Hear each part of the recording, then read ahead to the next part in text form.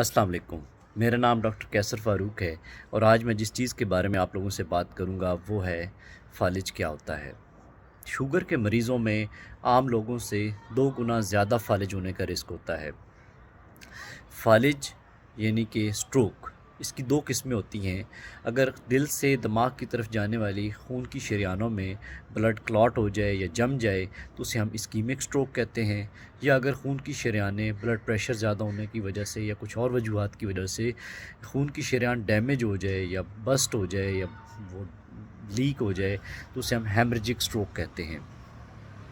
अब फ़ालिज किसी भी इंसान में हो तो वो किस तरह की अलामात हो सकती हैं, ये डिपेंड करता है कि दिमाग का कौन सा एरिया डैमेज हुआ है।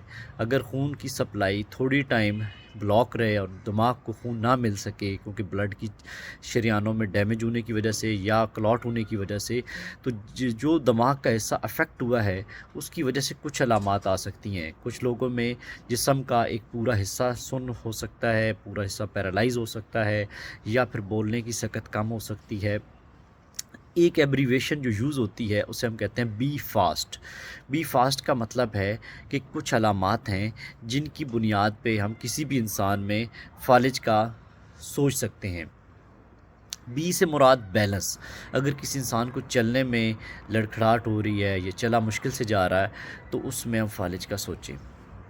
ई से मुराद विजन, विजन का प्रॉब्लम है। अगर देखने में कोई प्रॉब्लम आ रहा है तो इसमें हम फ़ालिज का सोच सकते हैं। इसके अलावा एफ़ से है फेस, यानी कि चेहरा अगर एक साइड पे टेढ़ा हुआ है या उसकी प्रॉपर पोजीशन नहीं है तो ये भी एक फ़ालिज की सिम्टम या अलामत हो सकती है।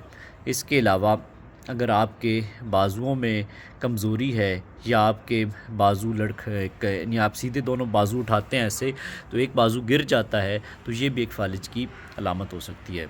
इसके अलावा अगर बोलने में यानी कि ज़ुबान लड़खड़ा रही है या सही तरीके से बोला नहीं जा रहा तो ये भी एक फ़ालिज की अलामत हो सकती है। इसके अलावा टी से बनता है टाइम।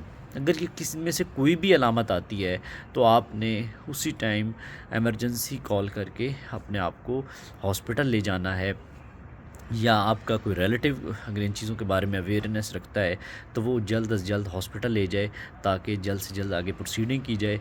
और अगर फ़ालिज का अटैक होता है, चाहे ब्लीडिंग है चाहे क्लॉट हुआ हुआ है, तो उसका इलाज जल्द से जल्द शुरू किया जाए। जो हेमरेजिक स्ट्रोक होता है जिसमें खून की शरीयान फट जाती है या खून की शरीयान लीक हो जाती है, उसमें इन सारी अलामात के अलावा हेडेक यानी सर दर्द बहुत शिद्दत वाला हो सकता है। शुक्रिया।